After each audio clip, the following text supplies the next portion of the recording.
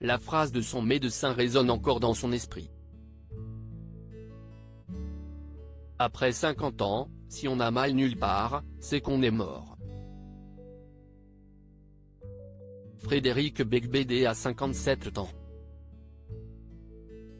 Et vieillir me scandalise, lance-t-il, bravache. Mais je lance la Beg Pride. Car je suis fier de ce que je suis devenu. Je suis un ancien cynique solitaire qui a désormais besoin de chaleur humaine. Sans céder à la complainte du mal alpha, il dénonce dans son livre « Confession d'un hétérosexuel légèrement dépassé ». Albin Michel. Les dérives de notre époque. J'en ai assez d'être le symbole de l'hétéro-connard. Je regrette que l'on ait besoin de vivre dans la guerre des sexes. Je suis pour la paix. Il y a plusieurs années déjà, fuyant la caricature à laquelle on le renvoyait, il est parti s'installer au Pays Basque, à Guétari, avec femme et enfants. Ma fille aînée Chloé, aujourd'hui 23 ans, a grandi à Paris. Je voulais une vie plus proche de la nature pour mes deux cadets, confie-t-il. Mais ce refuge n'a pas été si efficace puisque ma maison a été taguée. Un matin, le romancier retrouve les inscriptions de violeurs et de salauds. Il avait signé quelque temps auparavant la pétition des 343 salauds contre la pénalisation des clients de prostituées. Ils ont enjambé la poussette de mon fils qui avait 6 mois. Ma fille de 3 ans m'a interrogé en découvrant les graffitis. Moi aussi je me suis demandé pourquoi tant de haine. Mon livre est né de cette question, pourquoi n'est-on plus capable de débattre? Il ne nie pas pour autant la part d'ombre de son passé. Certaines fêtes m'ont entraîné dans un gouffre. Il cite Sartre, ce qui compte, dit-il, c'est ce que nous faisons de ce qu'on a fait de nous. Ça aurait pu mal finir. Il évoque sa tentative d'arrêter la cocaïne après une garde à vue en 2008, sa rechute et son overdose le soir où il a obtenu le prix Renaudot en 2009.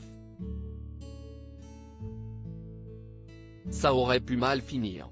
Je pense qu'on n'en guérit jamais, c'est une lutte de chaque jour pour rester clean.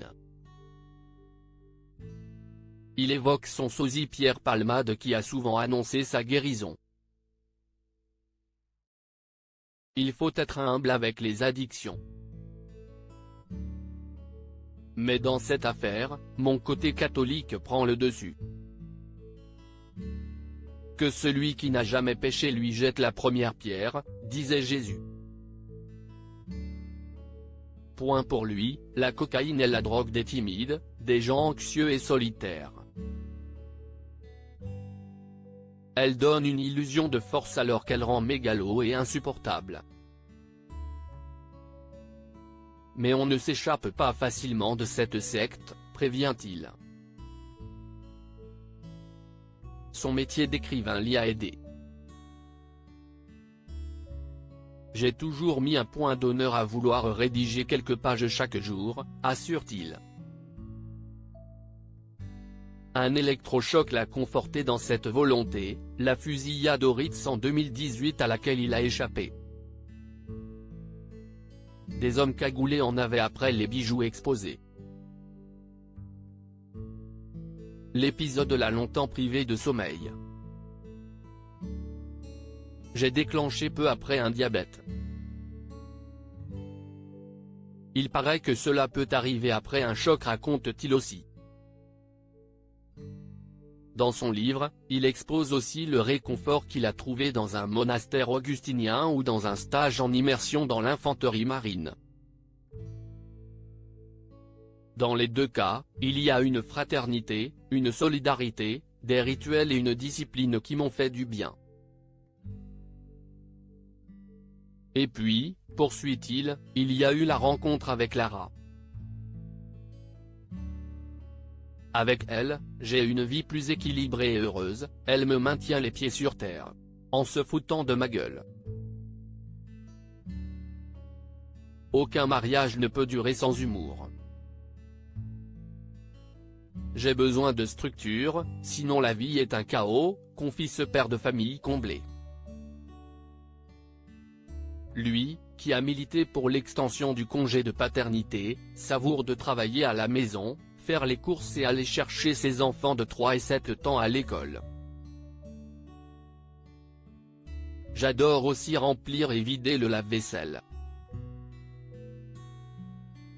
C'est le meilleur des antidépresseurs, s'amuse-t-il. Je le recommande. C'est comme prendre un Xanax. Aux hommes de sa génération, qui n'ont pas eu à faire la guerre, et ont cherché d'autres moyens de se foutre en l'air ou sont à la recherche de repères, il lance « Mariez-vous ». C'est beau parce qu'inutile. C'est une manière de canaliser sa folie, d'arrêter de se regarder le nombril. Mais attention, prévient-il, il faut chaque jour être à la hauteur, et je sais de quoi je parle car j'ai déjà divorcé 2 fois. Quel est son secret pour retenir Lara? J'ai un joujou extra, s'amuse le quinquagénaire. Potache un jour. Cet article est à retrouver dans Gala N°1556 disponible dans les kiosques le jeudi 6 avril 2023. Crédit photo, droit d'auteur Jean-François Pagaopal. Photo.